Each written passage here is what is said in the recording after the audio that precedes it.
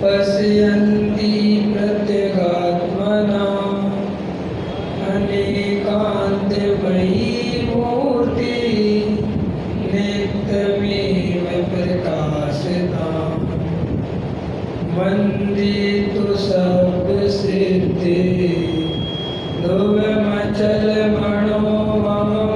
गतिं पते मोक्षामि समय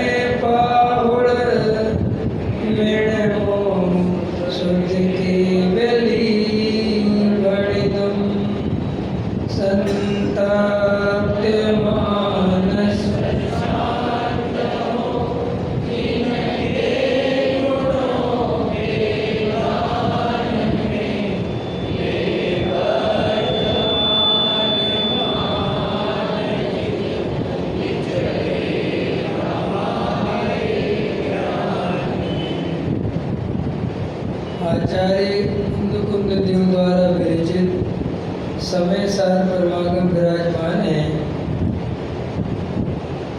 वास्तव में आचार्य कहते हैं कि सम्यक दर्शन की प्राप्ति का क्या उपाय है, तो वो अपन ने इस गाथा में समझने की कोशिश की है। बहुत मार्मिक गाथा है और इसकी कल अपन ने टीका रात्रि में पढ़ी थी। देखो, अगर वास्तव में अपने को अपना आत्मकल्याण करना है तो गंभीरता पूर्वक एक तत्व समझना भी पड़ेगा और समझकर उसे अपने जीवन में अनुभव भी करना पड़ेगा। आगम का सेवन भी करना है, युक्ति का अवलंबन भी लेना है, पर अपर गुरु का उपदेश भी सुनना है और स्वानुभव भी करना है। ये 4 स्टेप बिल्कुल व्यवस्थित अपने को करेंगे तो ही अपन को आत्मा की अनुभूति हो सकती है, सम्यक दर्शन की प्राप्ति हो सकती है। देखो, वास्तव में सम्यक दर्शन दुर्लभ नहीं है, असंभव नहीं है। सम्यक दर्शन सबसे सरल है, क्योंकि सम्यक दर्शन में द्रव्य क्षेत्र काल भाव की कोई बाधा नहीं है। सम्यक दर्शन प्राप्त करने के लिए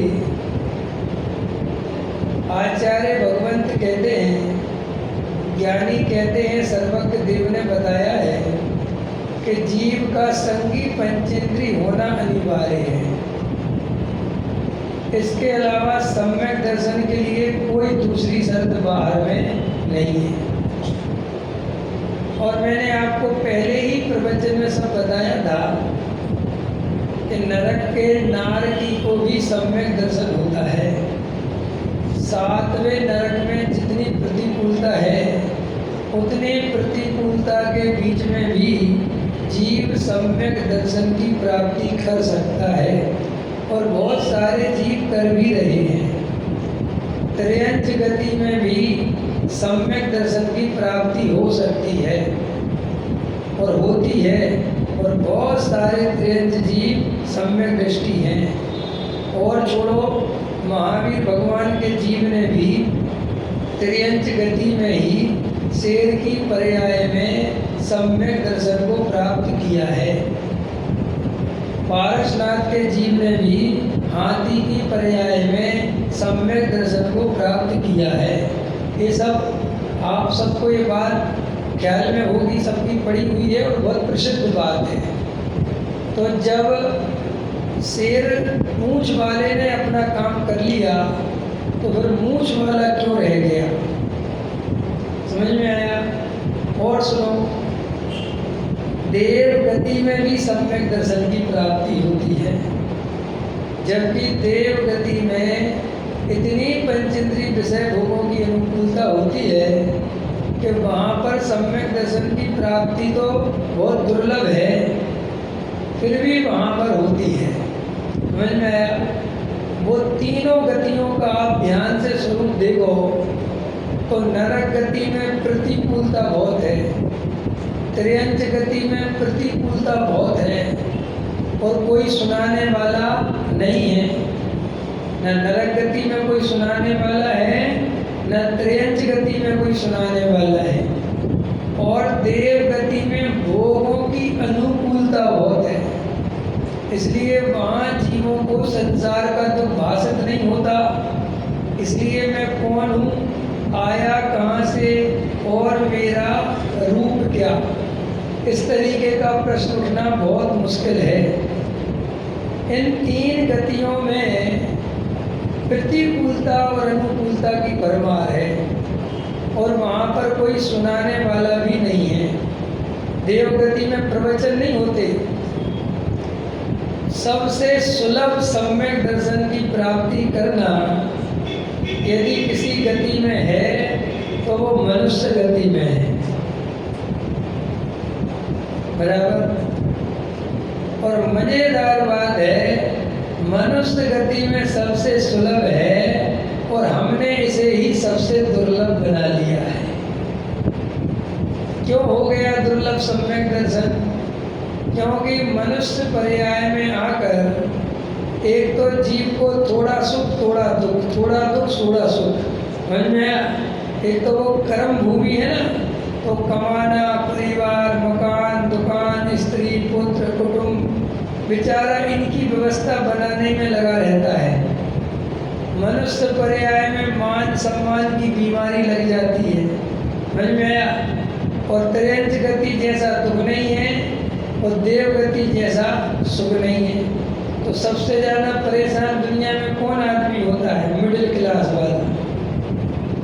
ना उसकी सरकारी सुनती है, समझ में आया कि नहीं आया, और ना उसके बड़े लोग सुनते हैं, वो बीच में है। ऐसे मनुष्य गति में क्या होता है कि यहाँ पर जीव आता है और एक कर्म भूमि में उलझ उलझ के काम धंधे स्त्री पुत्र आदि में लग जाता है। एक तो ये बात। दूसरी बात ये है कि हमारे अंदर में जितना हमें संसार का दुख लगना चाहिए उतना दुख हमें लगता नहीं है, समझ में आया? जितना लगना चाहिए लगता तो है, लेकिन उतना गहरा दुख नहीं लगता कि हम गंभीरता से उस तत्व को समझने की कोशिश करें। और ये तत्व ज्ञान जब तक हम पूरी गंभीरता से, पूरी गहराई से नहीं समझेंगे, और समझने के लिए की बात नहीं है, अगर वो हम समझकर उसे अपने अनुभव में नहीं ले जाएंगे तो भी हम चूक जाएंगे। दूसरा, मनुष्य पर्याय में और क्या बीमारी है कि यहाँ प्रवचन करने वाले तो हैं, ये सुविधा तो है, तत्व सुनाने वाले तो हैं, लेकिन साथ में ये भी प्रॉब्लम है कि नकली सुनाने वाले भी बहुत हैं, समझ में आया?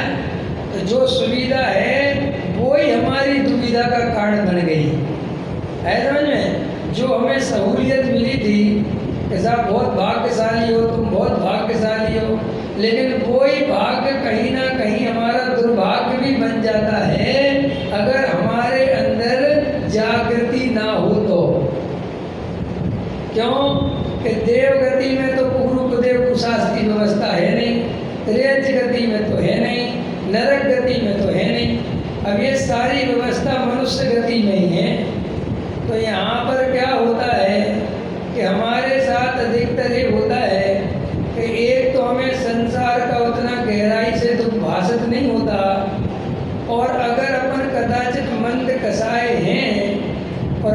कसाय के कारण अपन देव शास्त्र गुरु के कुल परंपरा में जन्म हो गया, तो अधिकतर लोग कुल परंपरा से धर्म का पालन करते हैं, उसकी गहराई में जाने की कोशिश नहीं करते। बस हमारे कुल में जो चला आ रहा है, भैया हमारे यहाँ तो आज तक रात्रि में भोजन नहीं हुआ, हमारे यहाँ तो आज तक जमी कंद नहीं बना, हमारे यहाँ तो कभी गुरु कुलदेव को शास्त्र की सेवा नहीं की गई।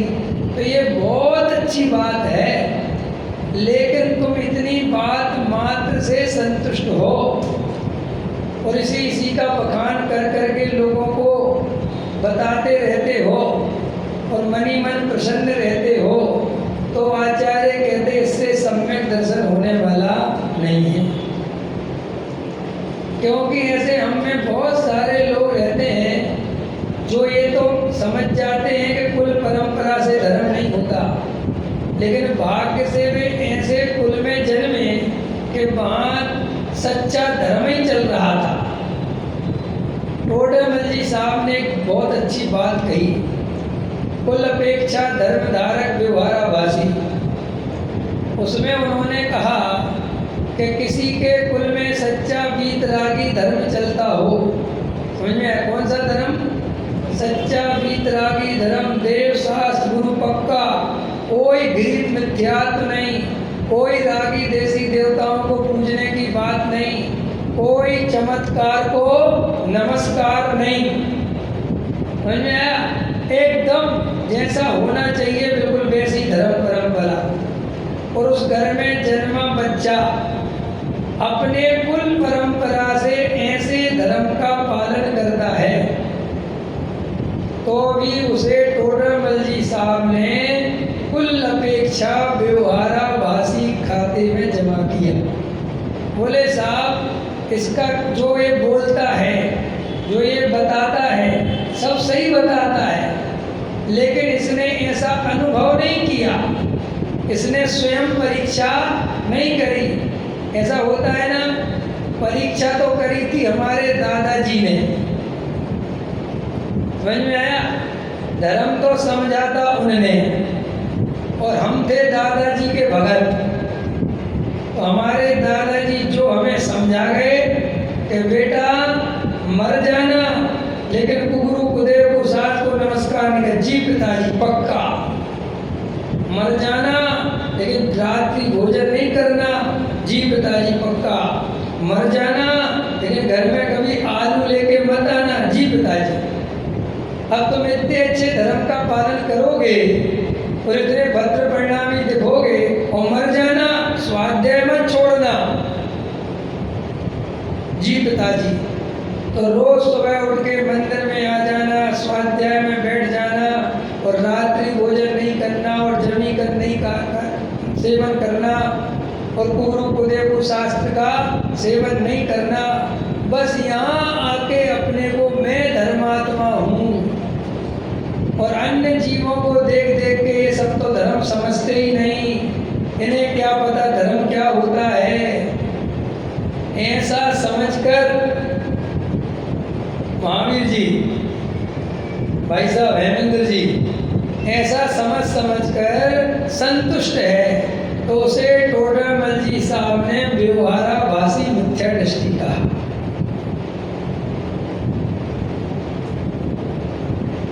अब अपने अपने को चेक कर लेना कि कहीं हम मुमुक्षु कुल परंपरा से तो नहीं है। नहीं साहब, हम कुल परंपरा से बिल्कुल नहीं है। हमसे आप पूछ लो जो आपको पूछना हो, देव किसे कहते, शास्त्र किसे कहते, गुरु किसे कहते, हमने सब पाठशाला में पढ़ा है।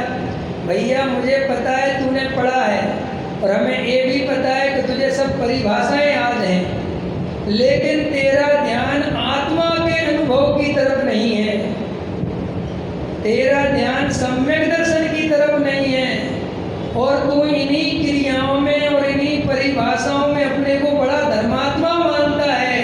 ये तेरे व्यवहाराभास का लक्षण है, और ये तेरा व्यवहाराभास कोई नहीं पहचान पाएगा, क्योंकि सारा जगत तुझे धर्मात्मा कहेगा। आया समझ में? जैसे टोडरमल जी साहब का शिष्य से ना वो निश्चयभाषी, और जब वो बात करता है तो अच्छे अच्छों को गच्चा दे देता है। वो क्या कहते हो तुम, देखो समय सार में यहाँ ये लिखा है, देखो यहाँ ये लिखा है, देखो यहाँ ये लिखा है। और टोडेमल जी बराबर, अगर आप लोगों में से मोक्ष मार्ग प्रकाशक किसी ने नहीं पढ़ा हो तो भाई साहब हाथ जोड़कर विनती है, एक बार जरूर अपने जीवन में मोक्ष मार्ग प्रकाशक अपनी भूल निकालने के लिए पढ़ना, दूसरे की नहीं। ऐसा होता है रमेश जी कि जी व्यवहाराभास पढ़ता है तो कहता है देखो ये पड़ोसी व्यवहाराभास, और निश्चयाभास पढ़ता है तो कहता है देखो ये निश्चयाभास है, और उभयाभास पढ़ता है तो कहता है देखो ये उभयाभास। अपनी तरफ तो देखता ही नहीं कि मेरे में कौन सा भास है। तो कुल परंपरा से सच्चा धर्म का पालन करे, यथावत क्रिया पाले, भद्र परिणामी हो, यहाँ तक कि साधु ही क्यों ना बन जाए, समझ में आया, तो भी वो सम्यक दर्शन का अधिकारी नहीं है। जब हम पढ़ाई करते थे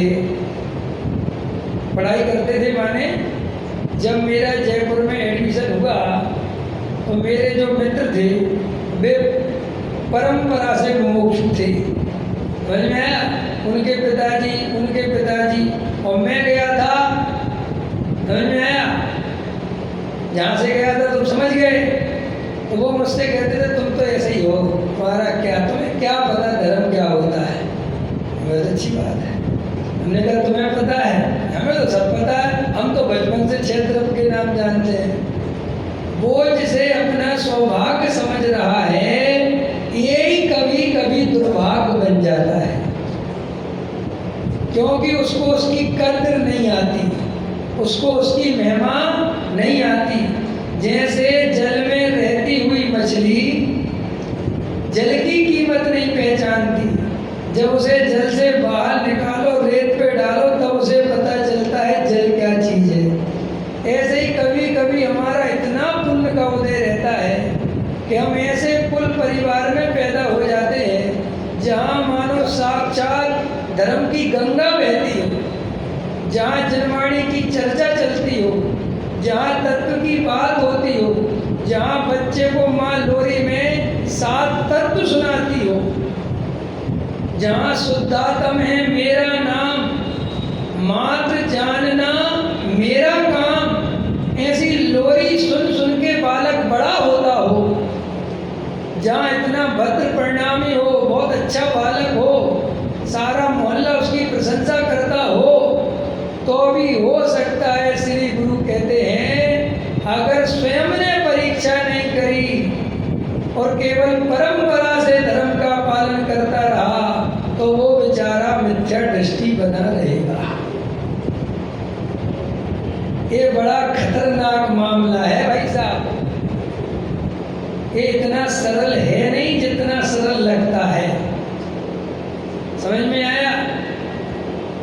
कभी कभी आगम के सेवन पर ही आकर जीव रुक जाता है, और आगम के सेवन में भी क्या प्रॉपर आगम का सेवन नहीं करता, आधा अधूरा आगम का सेवन किया, आधा अधूरा तर्क युक्ति लगाए, आधा अधूरा गुरु का उपदेश सुना, और आत्मा के ध्यान के नाम पर भी, समझ में आया, कभी बैठ गए किसी पहाड़ में जाके और 2, 5, 10 मिनट में तो शुद्ध हूँ, मैं तो बुद्ध हूँ, मैं तो गायब हूँ, मैं तो ऐसा हूँ, और ये समझ लेता है कि हो गया काम।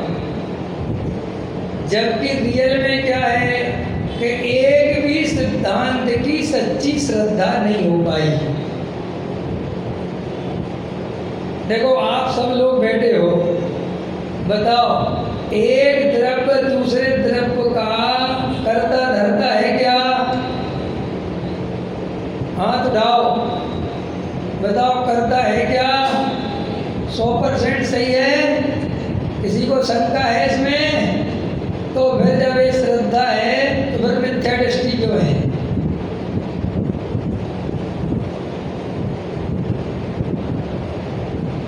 बोलो भाई, एक द्रव्य दूसरे द्रव्य का करता धरता नहीं है।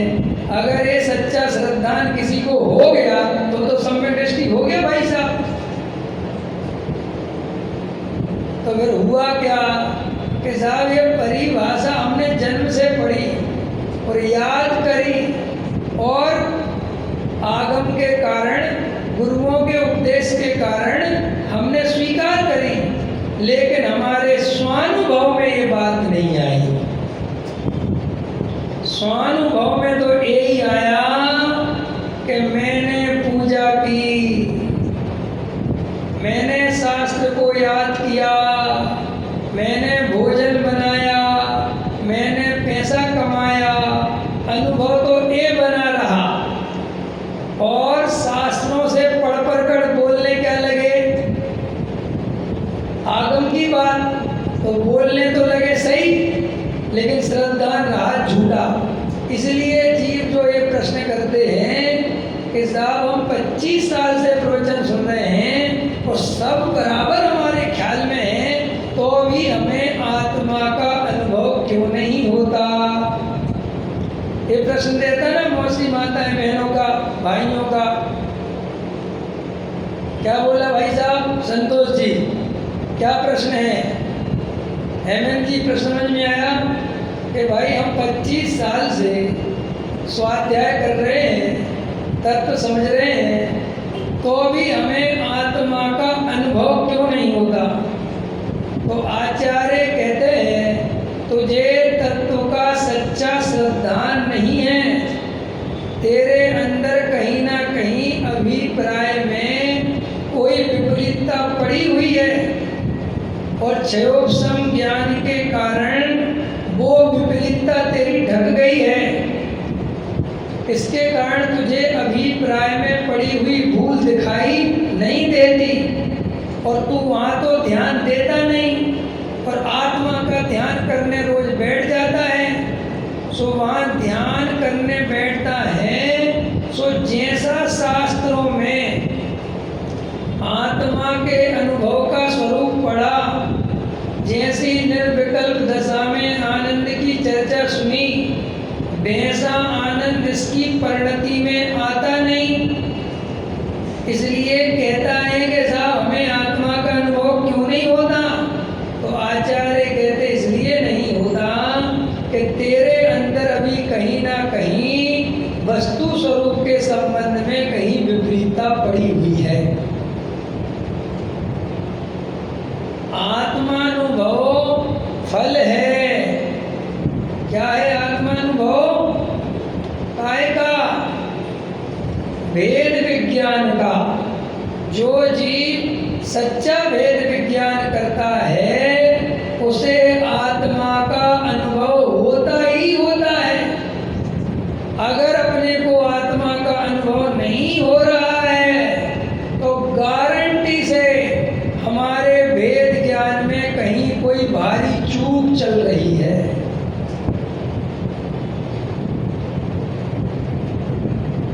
देखो, एक द्रव्य दूसरे द्रव्य का करता धरता नहीं है। बोलो हाँ या ना? बोलो हाँ या ना? नहीं है ना? बराबर। लेकिन आपको दिन भर में जितनी भी जड़ की क्रियाएं होती हैं, अंदर में क्या भरा रहता है?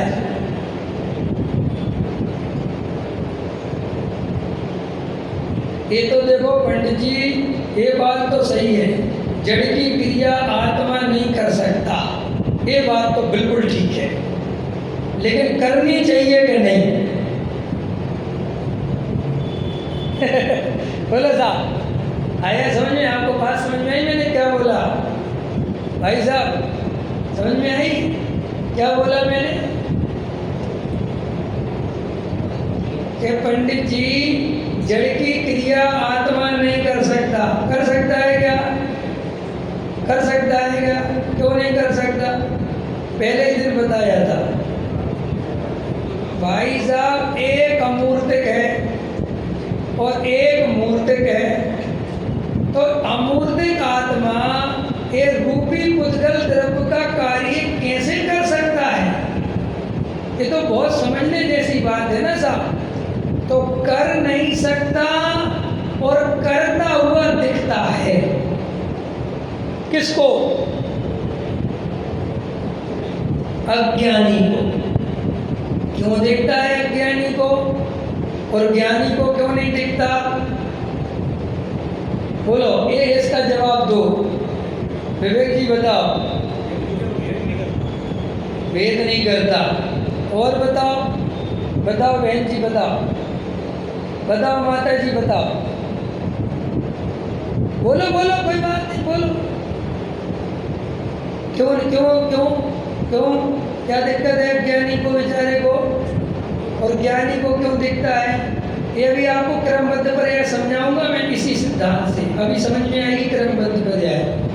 अज्ञानी को करता हुआ भाषित होता है, यहाँ लिखा था ना अभी इसका टीका में, और ज्ञानी को ज्ञातापने भाषित होता है और अज्ञानी को कर्तापने भाषित होता है। तो ऐसा क्यों होता है? एक जवाब आपने दिया कि साफ ज्ञानी को भेद ज्ञान है और अज्ञानी को भेद ज्ञान नहीं है। तो इसका मतलब ये है कि अगर हमें ज्ञानी होना है तो हमें भेद ज्ञान करना आ जाए तो हम ज्ञानी हो जाएंगे। सरल है ना बात? बिल्कुल सरल है। अब ये भेद ज्ञान करा कैसे जाता है? प्रश्न होना चाहिए कि साहब भेद ज्ञान कैसे करा जाता है? देखो अभी करके बताते हैं। आप सबने शिकंजी पी, नींबू पानी पिया, और आपकी माता ने, आपकी पत्नी ने, बहन ने या किसी ने भी आपको बना के दिया और पूछा पंडित जी इसमें नमक कैसा है? और मैं पहला घूंट पी गया जल्दी में, मैंने ध्यान नहीं दिया, लेकिन आपने पूछा तो मैंने कहा रुक जाओ, फिर एक घूंट पिया तो मैंने कहा नमक कम है। फिर इतने में कहा कि अच्छा नमक, ये भी तो बताओ चीनी कैसी? अरे यार मैं चीनी के बारे में तो भूल, फिर घूंट पिया तो फिर बताया कि चीनी कम है। तो वहाँ नींबू है, चीनी है, नमक है और सब मिला हुआ है, बराबर है कि नहीं? ये तो मैं तुम्हें पुद्गल में घटित करके बता रहा हूँ। तो भी हमारे ज्ञान के अंदर एक ऐसी पावर है कि वो नींबू को और चीनी को अपने ज्ञान में से गौण कर सकता है और केवल नमक का स्वाद ले सकता है। लिया कि नहीं लिया? बोलो, तभी तो बताया कि नमक कम है। ये वेद ज्ञान कठिन नहीं है, सरल है। तो साहब जो जीव शिकंजी पी के ये बता सकता है कि नमक कम है कि ज़्यादा है, आचार्य कहते वो जीव भेद ज्ञान कर सकता है। तो आपने नमक कम है और चीनी कम है, एक काय के आधार पर पहचाना है? वेद ज्ञान से पहचाना नहीं। अभी प्रश्न को समझो आप। आपके पास आधार क्या था? आधार ये था कि हम नमक का भी लक्षण पहचानते थे, माने नमक का क्या स्वाद होता है ये हम जानते थे, और चीनी का क्या स्वाद होता है ये हम जानते थे। तो स्वाद के आधार से हम आसानी से आंख बंद करे बिना भी भेद कर गए कि नमक कम है और चीनी ज़्यादा है। आचार्य कहते ऐसे ही आत्मा का अपना स्वाद है और पुद्गल का अपना स्वाद है। समझ में आया? आत्मा का स्वाद कैसा है? आत्मा का स्वाद लिया किसी ने आप में से? बोलो बोलो, रितेश जी बोलो, आदित्य जी बोलो, साहब विवेक जी, क्या जितेश जी बताओ, क्या बोला मैंने? तुम्हें नमक का स्वाद ख्याल में आया? अरे हाँ तो बोलो। नींबू का आया, चीनी का आया, रसगुल्ले का आया, सब आ रहा है? अलग अलग आ रहा है कि नहीं? एक जैसा आ रहा है? इमली बोला अलग, बराबर। नंद, बहनोई, चाची, जितने जितने मैं शब्द बोल रहा हूँ सबका स्वाद अलग अलग आ रहा है कि नहीं? ऐसे ही आत्मा, तो तुम्हारे अंदर स्वाद आना चाहिए ज्ञान का। एकदम आत्मा बोले और एकदम ज्ञान पे नजर चली जाए। ज्ञान, आत्मज्ञानम स्वयं ज्ञानम ज्ञानानंद करोति किम। बिल्कुल एकदम तुम्हें ज्ञान ज्ञान ज्ञान ज्ञान ज्ञान ज्ञान, ऐसा ज्ञान का स्वाद ही आत्मा का स्वाद है। ले लिया कि नहीं लिया? अरे बोलो साहब, लिया कि नहीं लिया? अभी नहीं ले पा रहे, ज्ञान का स्वाद अभी भी नहीं आ रहा। अच्छा, जिसको नहीं आ रहा हाथ उठाओ।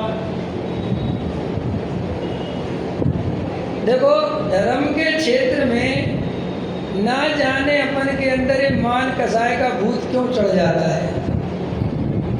डॉक्टरों के पास जाकर किसी को मान का भूत नहीं चढ़ता। डॉक्टर कहता है कि बोलो क्या बीमारी है, तो होगी 2 बताएगा 6। देखा तुमने? डॉक्टरों के पास ये 2 डॉक्टर साहब बैठे ही 2-2। जैसे अपन कभी कभी डॉक्टर के पास जाओ और मान के चलो यहाँ तो आपके डॉक्टर, पता नहीं दिल्ली के डॉक्टर तो बहुत बहुत बहुत महंगे होते हैं, कोई 1200 कोई 2000 की फीस होती है। तो वो जाता है वहाँ, तो वो जब 2000 या 1200 फीस देता है तो उसके मन में लगता है कितना ज़्यादा बता दूँ मैं,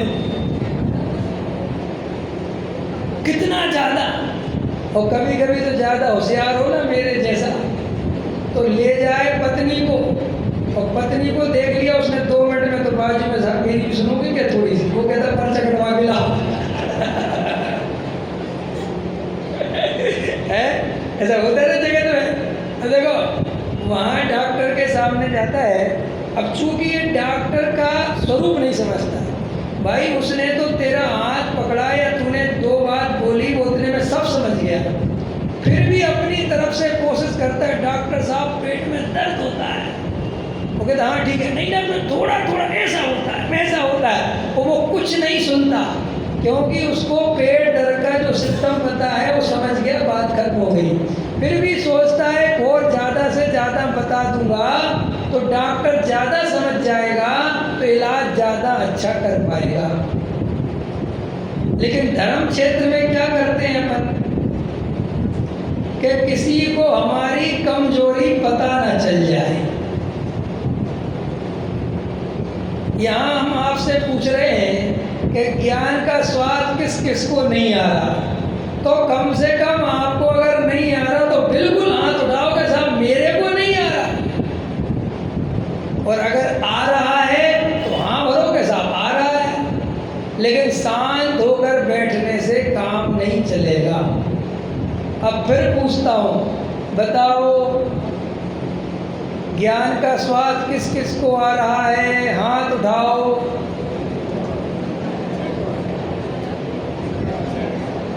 भाई जिनका हाथ या तो फ्रैक्चर है तो बताओ भाई, ना तो तुम इसमें उठा रहे ना उसमें उठा रहे हैं। इसमें शर्म की क्या बात है? ऐसा उठाओगे साहब, हाँ बिल्कुल आ रहा है, आ रहा है, ज्ञान स्वाद में आ रहा है। भाई साहब क्या नाम आपका? नीरज जी। अरे चलो एक नीरज जी तो मिले, बोलो नीरज जी आ रहा है कि नहीं आ रहा? अब अपनी प्रॉब्लम क्या है वो समझो। आचार्य क्या समझा रहे इस गाथा में? वो ये कह रहे हैं कि इसको ज्ञान का स्वाद तो आ जाता है, लेकिन इसको साथ में गेहूं का स्वाद और आ जाता है। समझ में आया? प्रॉब्लम क्या है? आत्मा की अनुभूति क्या है? आचार्य कहते गेहूं की अनुभूति ना हो, केवल ज्ञान की अनुभूति हो, उसका नाम आत्मा अनुभूति है।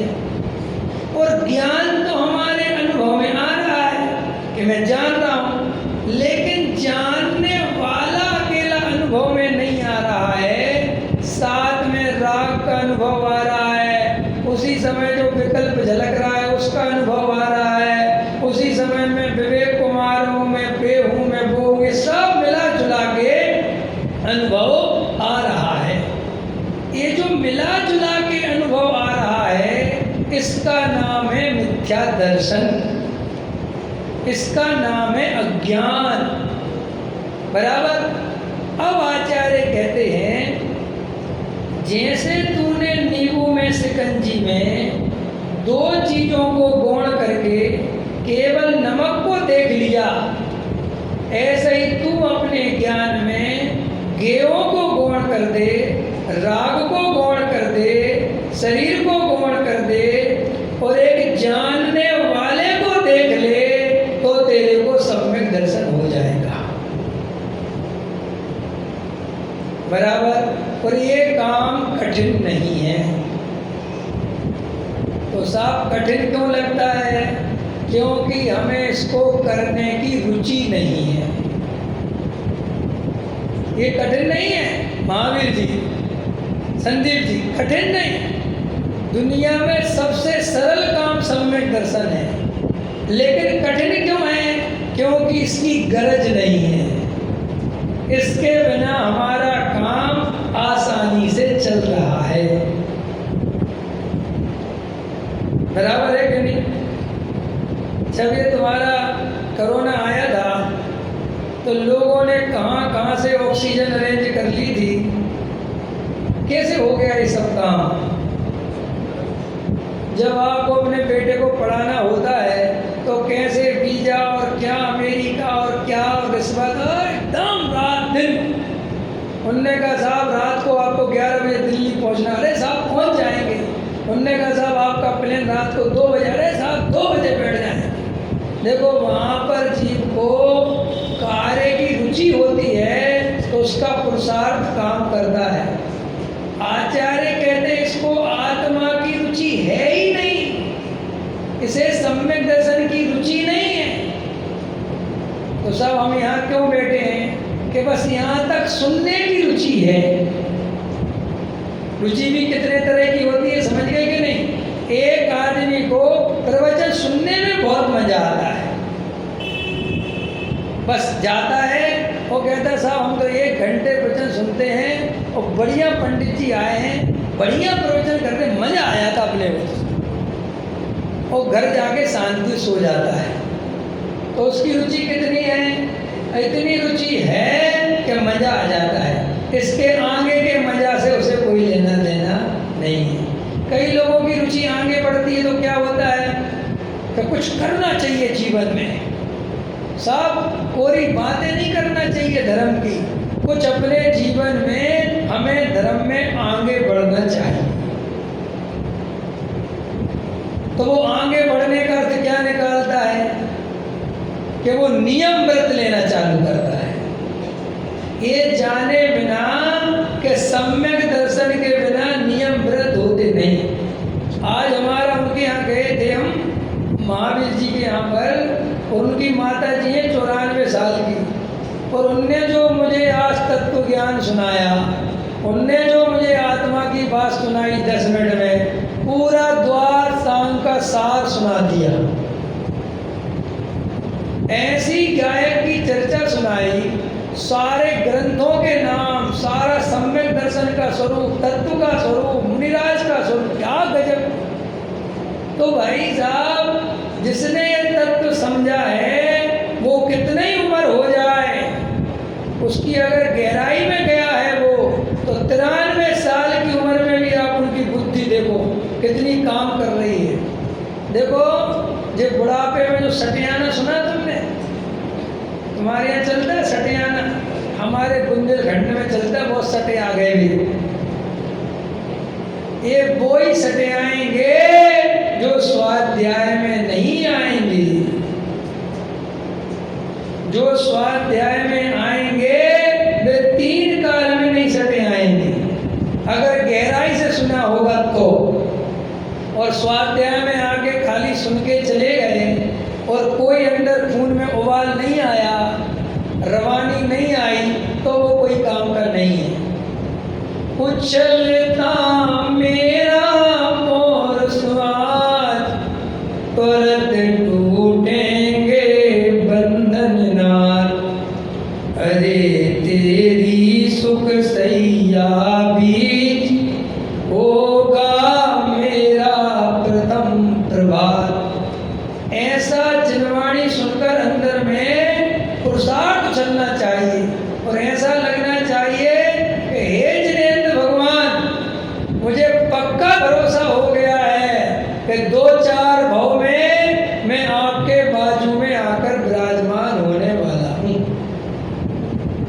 बोलो, है इतनी हिम्मत? लगता है ऐसा कि हम भक्त हुए और मोक्ष जाने वाले हैं। देखो, जिनके अंदर से ये आवाज आती हो कि मैं तो गारंटी से मोक्ष जाने वाला हूँ, सच बता रहा हूँ, वो सच्चे अर्थों में निकट भक्त है। और जिसके मन में ऐसी बातें आती हों कि अरे भैया, ये तो कोई बिरले जीव जावे, ये तो कोई किसी को होता है, अपन को कहाँ इतना ज्ञान है, अपन तो भैया सुन लेते हैं, भगवान की जब मर्जी होगी तो भैया हो जाएगा, अपन क्या। हमारे यहाँ कहावत है, रोते रोते गए उम्रे की खबर ले आए। समझ में आया? ऐसे ही अगर ये जिनवाणी निराशा के भाव से सुनते हैं और ये शंका करके सुनते हैं कि हम भक्त हैं कि अभक्त हैं, तो वो जिनवाणी समझने की उसकी पात्रता सही नहीं है। आचार्य कहते आपको अंदर से ऐसा भाव आना चाहिए, ऐसी फीलिंग आना चाहिए कि मुझे तो आत्मा मेरी दृष्टि में आ ही गया है, मुझे तो अपना गायक भाव दिख ही गया है। परिणाम जो जैसे आ रहे हैं आते होंगे, जैसा द्रव्य क्षेत्र काल भाव होगा। जब 7वें नरक में पड़ा हुआ नारकी जो तलवार से काटता है, मारता है, छटता है, वो उस समय भी गायक की श्रद्धा में रहता है। तो मैं अगर थोड़े बहुत एक आने कमाने भोगने घर गृहस्थी के परिणाम आते जाते हैं, तो मैं क्यों बार बार इनसे अपने को डिस्टर्ब करके पर्याय दृष्टि कर लेता हूँ? क्यों बार बार इन परिणामों से अपना कंपैरिजन करता हूँ? समझ में आया? ऐसा पक्का श्रद्धान होना चाहिए। लेकिन ये श्रद्धान होगा कब? परिणामों से डर कब नहीं लगेगा? जब अपरिणामी पर नजर होगी। जिसकी अपरिणामी पे नजर नहीं होगी, गारंटी से उसे परिणाम का डर लगेगा ही लगेगा। क्यों? क्योंकि अपरिणामी पर दृष्टि हुए बिना ये परिणाम मैंने किए, ये मान्यता निकलती नहीं है। देखो, भरत जी के बारे में अभी परसों ही गुरुदेव श्री का प्रवचन था, उसमें वो ले रहे थे कि भरत जी चक्रवर्ती सम्राट थे, 6 खंड के राजा थे। और जो आदमी 6 खंड का अधिपति होता है, सम्राट होता है, तो कितना बड़ा प्रशासन चलता होगा, कितनी बड़ी प्रजा होगी। और जब प्रजा होगी तो सारा राज कार्य जैसा होता है वो वैसा करते होंगे कि नहीं। 96,000 रानियाँ थी, पंचेंद्रिय विषय भोगों की भरमार थी, सारे घर परिवार वाले दीक्षा लेके चले गए थे, एक भी बेटा पास नहीं बचा था। समझ में आया? एक भाई नहीं बचा था, पिताजी सब चले गए और अकेले राज्य कर रहे। और यहाँ तक कि बाहुबली भी चले गए, और बाहुबली से बहुत प्रेम था भरत जी का, और वो भी चले गए। बराबर सब है ना ये परिस्थिति, सब इसमें तो किसी को शंका नहीं ना भाई। और इतने पंचेंद्रिय के विषय भोगों में रहने के बाद भी भरतेश वैभव ये कहता है कि जब भरत जी सुबह 5 बजे सामायिक करते थे और आत्मा का ध्यान करते थे, तो कभी कभी ऐसे डूब जाते थे कि उनके हाथ में पहनी हुई अंगूठियां सब गिर जाती थी। समझ में आया? पढ़ा होगा, सुना होगा। अंगूठियां नहीं गिरती थी। तो फिर एक कवि क्या कहना चाहता है? ये कहलाता है उपमा अलंकार। ये बताना चाहता है कि वो इतने ध्यान में डूबते थे, क्योंकि अंगूठी कभी नहीं कर सकती, उंगली पतली थोड़ी हो जाएगी और फिर रोज उठा के थोड़ी पहनते फिरेंगे। ये व्यवहार है, ये कहने का तरीका है। सीता का चेहरा चांद के समान सुंदर था। कोई भी स्त्री चांद के समान नहीं होती। देखी कोई स्त्री तुमने चांद के समान? अगर चांद का चेहरा तुम्हारे चेहरे पे लगा दें तो कितनी सुंदर लगोगी तुम? लगोगी? कैसी बातें करते हो? अरे उपमा है। तो वो वहाँ गुरुदेव श्री क्या ले रहे थे, मैं तो वो समझा रहा हूँ। तो गुरुदेव श्री कह रहे थे ये होता है सम्यक दृष्टि, कि दिन भर रात भर तो ऐसे परिणाम, समझ में आया? और सुबह उठे तो ऐसे परिणाम। बोलो साहब, अपने में हिम्मत है? अपन तो जरा सी दुकान चला लें, जरा से कोई थोड़े बहुत इधर के परिणाम हो जाए, 19-20 तुम्हारी भाषा में 19-20 होते नहीं बिल्कुल भी। कोई भी परिणाम अपनी सीमा के बाहर नहीं जाता। जिस जीव की जो भूमिका है उसको उस भूमिका के अनुसार परिणाम आते हैं। ये अलग बात है कि हमें भूमिका पता नहीं है और हम जबरदस्ती अपने को पापी पापी पापी मानते रहते हैं। नहीं समझ में आया? जैसे स्त्री है और एक पुरुष है, तो दोनों की पर्यायगत योग्यता अलग अलग है कि नहीं? बोलो अरे हाँ या ना? महिलाओं को भोजन बनाने में और भोजन खिलाने में जितना आनंद आता है, पुरुषों को उतना केवल खाने में आता है। अब आप कहोगे कि ये तो पक्षपात है साहब, ये महिलाओं ने बेचारी क्या बिगाड़ा? अरे भाई साहब, किसी ने कुछ नहीं बिगाड़ा। ये प्रकृति की व्यवस्था ऐसी है।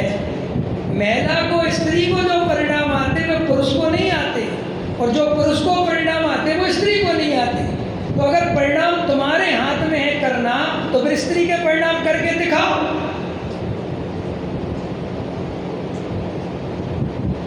अब बंदर है, अब बंदर को सम्यक दर्शन हो जाए तो क्या करें? एक डाल से दूसरी डाल पे कूदेगा बेटे, बोलो क्या करना है? अरे भाई, पर्याय का स्वभाव, पर्याय की नेचर अलग होती है और उसकी दृष्टि अलग होती है। ये पहचानना जिस दिन आ गया, उस दिन हाथ में सम्यक दर्शन आ गया। तो ये परिणाम में क्या समझा रहा था? 19-20 परिणाम हो गए। तो बस अब भाई साहब का ध्यान में मन नहीं लग रहा। क्यों नहीं लग रहा रवीश जी? अपने से ज़्यादा तो मायाचारी कोई नहीं होगा। अभी तो कमाने के लिए मरे जा रहे थे और अब बस आत्मा का ध्यान करने बैठ जाओ। ये ढोंग है, ये है अपने दिमाग में कि नहीं? बोलो, ये मान्यता भरी पड़ी है कि नहीं? कैसा वाह रे वाह, अभी तो रसगुल्ला खा रहे थे और अब आत्मा का ध्यान करोगे? अरे रसगुल्ला खाने वालों को कोई ध्यान नहीं होता। अभी तो गर्मी में मरे जा रहे थे और बस अब जरा सा ध्यान करने बैठ गए। तो ये क्या हुआ? हमारे अंदर वेद ज्ञान सच्चा नहीं है। हम उन परिणामों की पकड़ बना के रखते हैं जो भूतकाल में हो गए हैं। और भरत जी को ध्यान में कोई प्रॉब्लम क्यों नहीं है?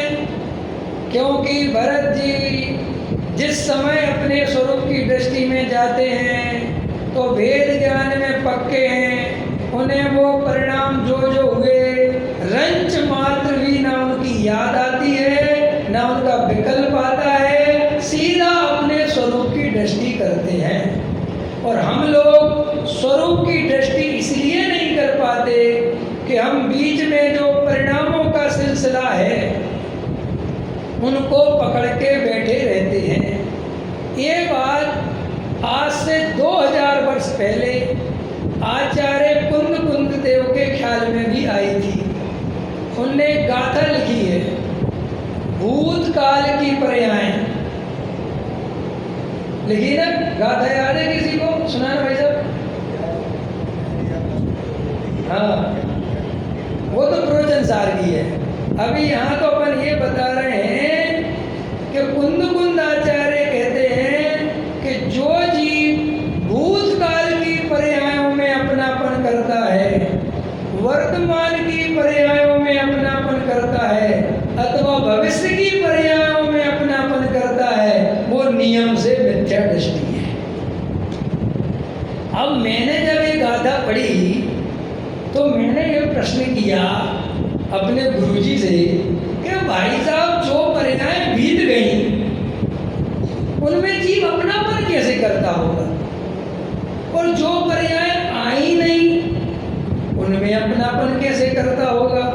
भाई वर्तमान में जो पर्याय होगी उसी में तो अपनापन करेगा। बोलो साहब, महावीर जी, संतोष जी, बताओ ये बात कुछ समझ में आ रही कि नहीं? आपकी जो भूतकाल की पर्याय चली गई उनमें अपनापन कैसे करोगे? अभी करवा के बताओ, तुम सब, हम सब करते हैं। अभी तुम्हारे सनावत आया ना, तो आप लोगों में से यही बचपन बीता ना सबका, तो जैसे उस गली से निकलते हो, पंडित जी यहाँ हम अच्छा गिल्ली डंडा खेलते थे, और अगर थोड़ा और घुस जाऊँ ना तो भाई साहब मैं इतना तेज मारता था कि सबसे आगे मेरी गिल्ली जाती थी या मेरी बॉल जाती थी। देखो, भूतकाल की पर्यायों में अभी भी अपनापन है कि वो पर्याय मेरी थी और मैं गिल्ली डंडा खेलता था।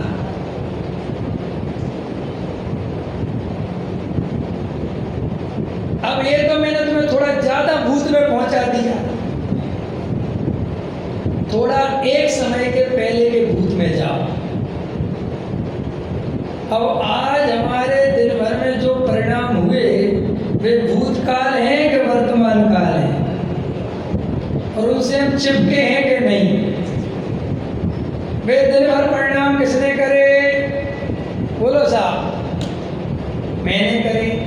अब आचार्य कहते हैं ये परिणाम मैंने करे, मैंने करे, मैंने करे, मैंने करे, ये तेरे अंदर जो मिथ्या दर्शन चल रहा है इसका कारण क्या है? तो वो कहते हैं कि तेरी दृष्टि ही परिणाम पर है। अगर तेरी दृष्टि, तेरी श्रद्धा, तेरा गायक भाव में अपनापन होता तो तुझे गारंटी से दिखता कि मैं तो उस समय भी जान देख रहा था जिस समय वो परिणाम हुए थे, और वे अपनी योग्यता से हुए और अपनी योग्यता से चले गए, लेकिन मैं तब भी ज्ञाता दृष्टा था, और अब जो परिणाम हो रहे हैं ये भी अपनी योग्यता से हो रहे हैं, और मैं अभी भी ज्ञाता दृष्टा हूँ। ये बात हमारी समझ में जब आएगी जब हमारी दृष्टि गायक भगवान आत्मा पर होगी। ये लड़ाई झगड़े की जड़ क्या है? ये जो पार्टियां बनती रहती हैं, पंथ संप्रदाय बनते रहते हैं और लड़ाई झगड़े होते रहते हैं, इसका कारण क्या है? तो आचार्य कहते हैं अनुभव से ये बात नहीं करता, केवल पढ़ पढ़ के ये बात करता है, इससे झगड़ा फैलता है। क्यों? कि जैसे हमने कहा कि साहब जो परिणाम जब आना है अपनी योग्यता से आएगा, तुम उसका बिगाड़ सुधार नहीं कर सकते। अब ये बात मेरे कहने से तुम्हें कभी समझ में नहीं आने वाली। ये पूरा सेंटेंस क्या है इसका, ये पूरी बात क्या है कि भाई साहब जो परिणाम जिस समय होना है वो अपने स्वयं काल में अपनी योग्यता से होगा, ये बात नक्की है। लेकिन ये बात तुम्हें समझ में तब आएगी जब तुम्हारी दृष्टि ज्ञायक भाव पे होगी। अगर तुम्हारी दृष्टि ज्ञायक भाव पे नहीं होगी और खाली तुम वाद विवाद करना चाहते हो तो गारंटी से विवाद का अंत नहीं होगा। अगर निमित्त और उपादान का झगड़ा हो तो कौन जीतेगा?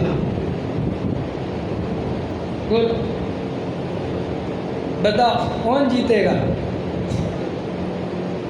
निमित्त वाले के पास पास भी तर्क युक्तियां कम नहीं हैं और उपादान वाले के पास भी तर्क युक्तियां कम नहीं हैं। निमित्त वाला कहेगा कि अगर कार्य निमित्त के बिना होता है तो दम होए तो बिना कुमार के घड़ा बना के दिखाओ, और उपादान वाला कहेगा अगर कुमार घड़ा बना सकता है तो रेत का घड़ा बना के दिखाओ। अब झगड़ा करो साहब, कितना करना है, इसका कोई अंत है? रोटी बाई नहीं बनाती, अपनी योग्यता से रोटी बनती है। गाड़ी पेट्रोल से नहीं चलती, अपने आप चलती है। अब इसका अपन झगड़ा करते हैं, जबकि वास्तव में झगड़ा 1 रुपए का नहीं है। अगर हमें प्रयोजन समझ में आ जाए तो आज तक दुनिया में जितने पंथ संप्रदाय निर्मित हुए हैं और झगड़े होते हैं, इसका एकमात्र कारण है कि कोई प्रयोजन को नहीं पहचानता। एक सिद्धांत ले लें, कार्य उपादान से होता है कि निमित्त से, तो आपको प्रश्न ये पूछना चाहिए कि साफ कार्य उपादान से होता है निमित्त से नहीं होता, ये बात समझने से फायदा क्या है? तो आपका काम सुलझ सकता है। इसको समझने से ये फायदा है कि तुम निमित्त के नाम पर बाहर में भटकोगे, क्योंकि तुम्हारे दिमाग में है कि निमित्त के बिना कार्य नहीं होता और तुम निमित्त की खोज करोगे। और अगर तुम्हें ये बात समझ में आ जाए कि कार्य उपादान से होता है और जब होना होता है निमित्त आ ही जाता है, तो इससे क्या होगा? तुम्हारे दिमाग में अनंत शांति का जन्म होगा। होगा कि नहीं होगा? बोलो। निमित्त वाले के हो सकता है? अरे बोलो हाँ या ना। देखो उदाहरण देता हूँ, मैं गया महावीर जी और मेरे को 100% भरोसा है कि भगवान किसी का अच्छा बुरा नहीं करते, ठीक? और एक आदमी दूसरा गया, उसके अंदर ये मान्यता है कि महावीर जी में कौन? महावीर ही तो है। महावीर भगवान गारंटी से मेरा दुख दूर कर देंगे।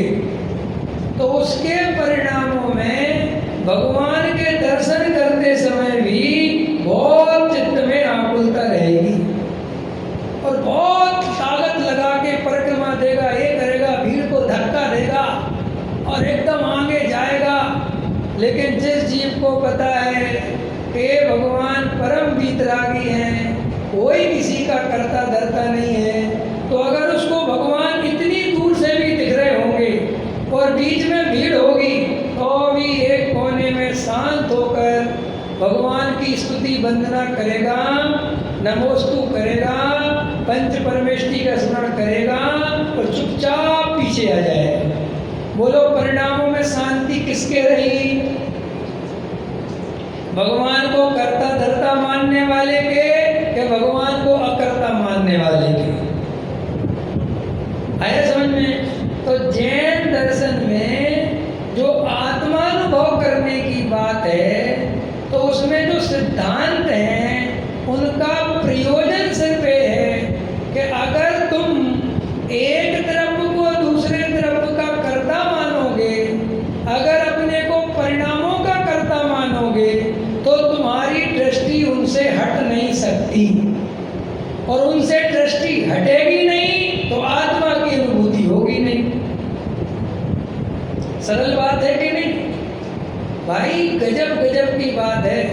सोना कालीमा सहित मिलता है, मिट्टी लगी होती है सोने पर, लेकिन जो वहाँ खदान में खोदा हुआ सोना है और वो जो जानने वाला है उसकी नज़र मिट्टी पे है कि सोने पे है? बोलो जल्दी। और उसका जो कुछ भी पुरुषार्थ जगह है वो सोने की पहचान करके जगह सोने में कितनी मिट्टी लगी हो, मिट्टी सोने से भिन्न है। अगर उसको ये पता चल जाए कि ये जो मिट्टी है सोने के अंदर घुस गई, तो फिर वो किसी भी कीमत पर वो सोने को अलग नहीं कर पाएगा।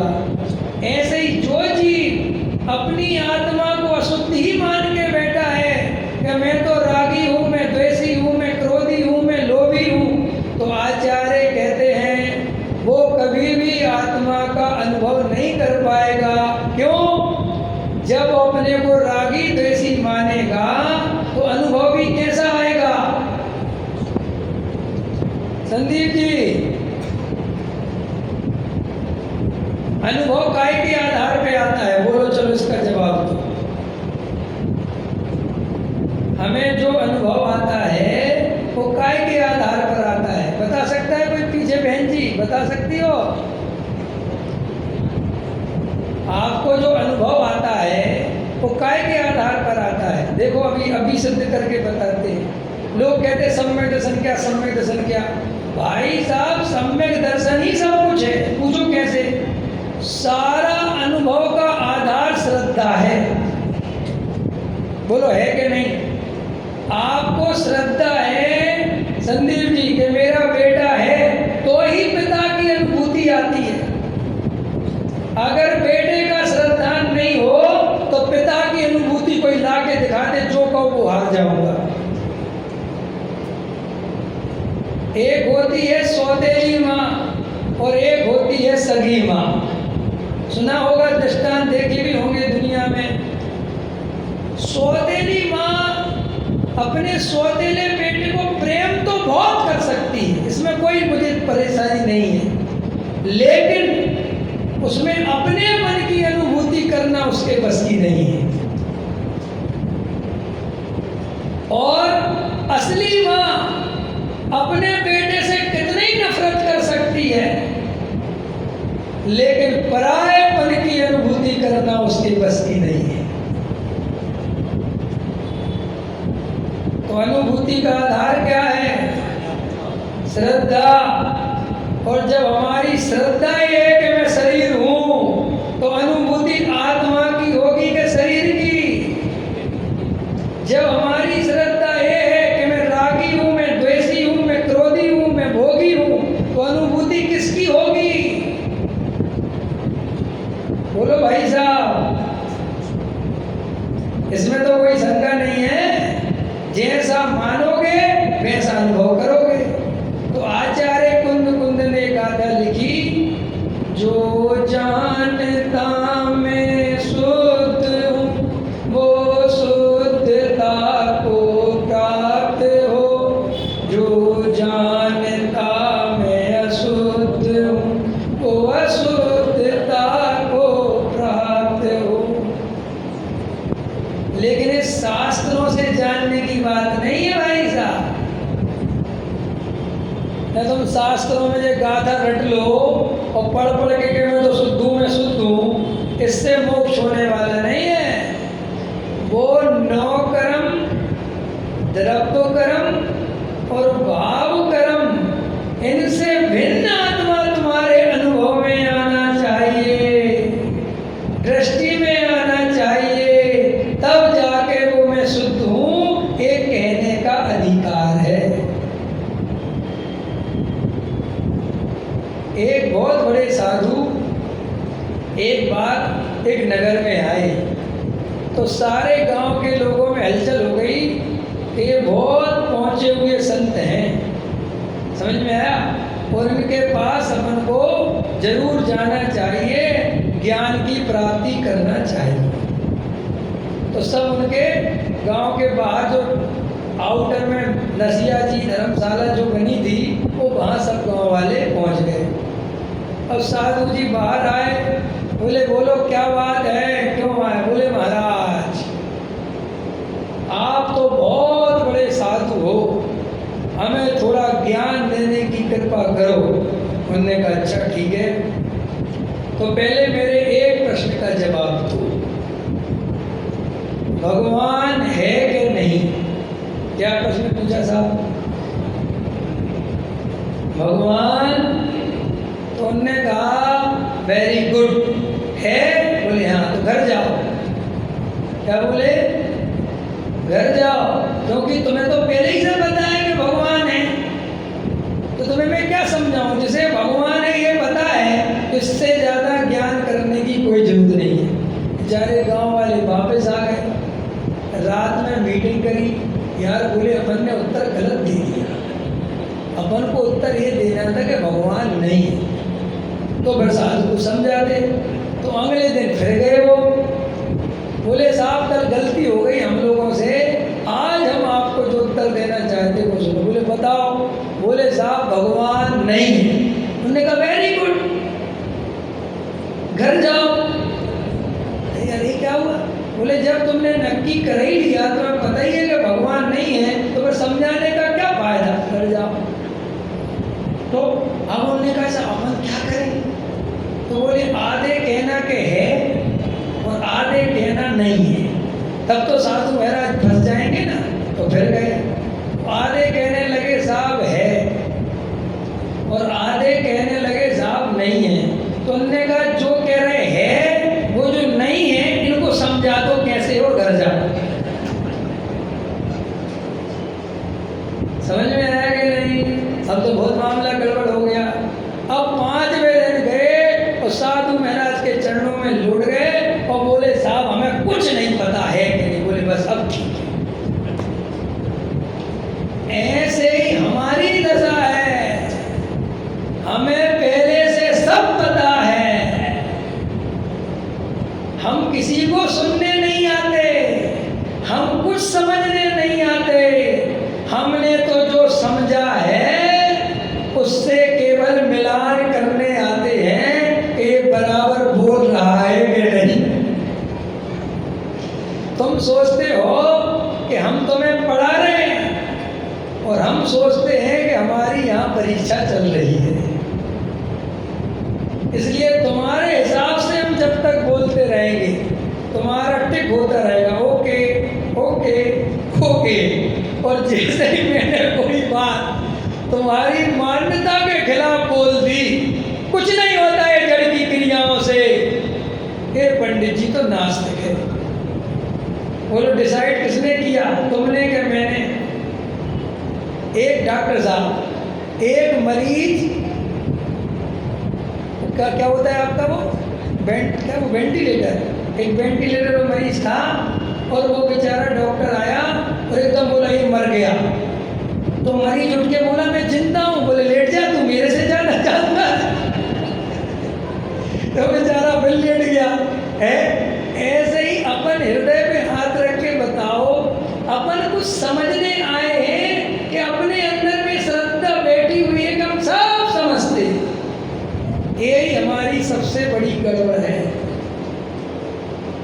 तो आचार्य कहते हैं कि जो ये कहता है कि मैं शुद्ध हूँ, तो वो रटने की बात नहीं, पढ़ने की बात नहीं, अंदर में उसका नौकर्म, द्रव्य कर्म और भाव कर्म से भेद ज्ञान हो, और एक क्या एक भगवान आत्मा की दृष्टि हो, और फिर वो कहे कि आत्मा शुद्ध है, तो उसके कहने की कीमत है।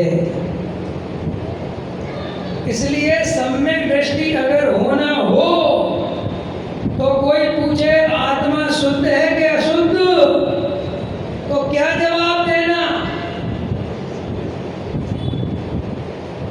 क्या जवाब देना है?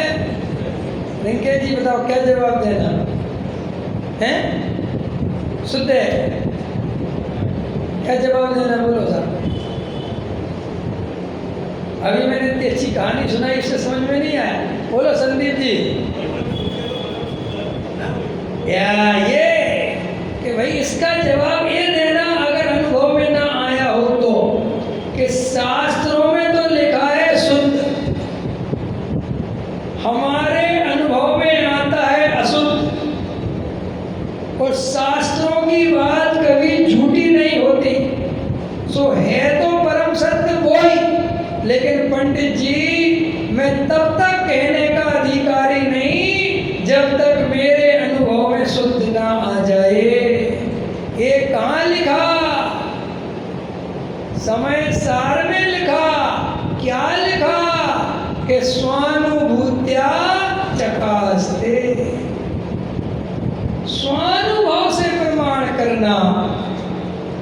अगर स्वानुभव ना होए तो आगम की बड़ी बड़ी बातें करके अपने को पंडित बनाने की कोशिश मत करना, क्योंकि बस पंडित से जाना कोई दूसरा लुटता नहीं।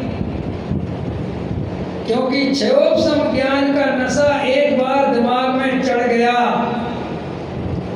समझ में आया। देखो आचार्यों ने दो ही चीजों में जिनवाणी में सावधान किया है।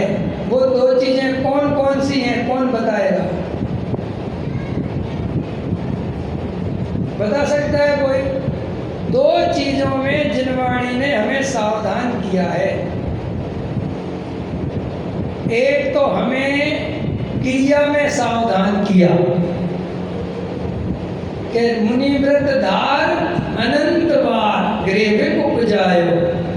तो इसमें उन्होंने ये जो बिना सम्यक दर्शन के बाहर में वृत्तिशील संयम लेके अपने को धर्मात्मा मानते हैं, उन जीवों को उनने फटकार लगाई कि सुन, अगर तू सम्यक दर्शन के बिना ये बात कह रहा है तो ऐसा तो तू अनंत बार मुनि हुआ है।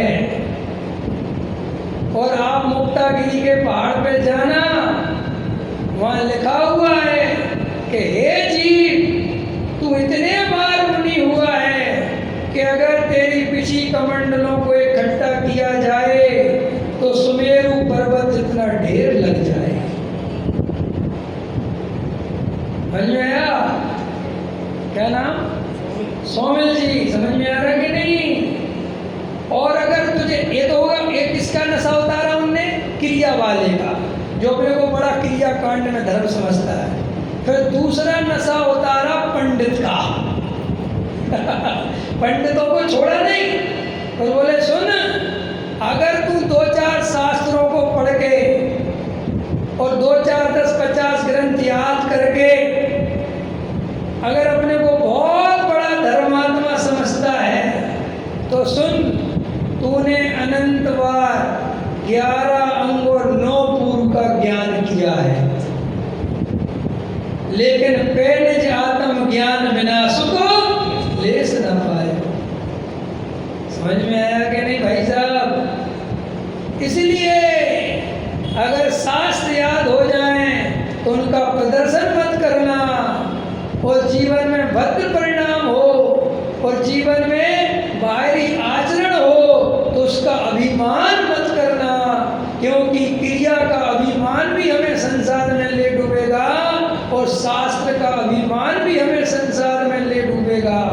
इसलिए शांति से एक बात अपने अंदर जमा कर लेना, लिख लेना कि जब तक मुझे आत्मा का अनुभव नहीं आएगा तब तक मैं कहीं पर भी संतुष्ट होने वाला नहीं हूँ। मुझे प्रथम में प्रथम इस आत्मा का अनुभव करना है। तो हम सब आज से ये बात समझें कि कोई कहे कि कार्य उपादान से होता है कि निमित्त से, तो क्या जवाब देना कि साहब शास्त्रों में उपादान से लिखा है, समझ में आया, लेकिन हमारे अनुभव में निमित्त से होता है, ऐसा दिखाई देता है। कि क्यों?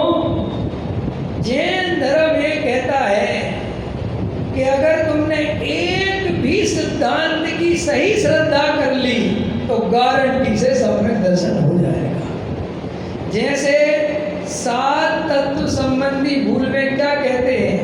अगर एक भूल है तो 7 हैं,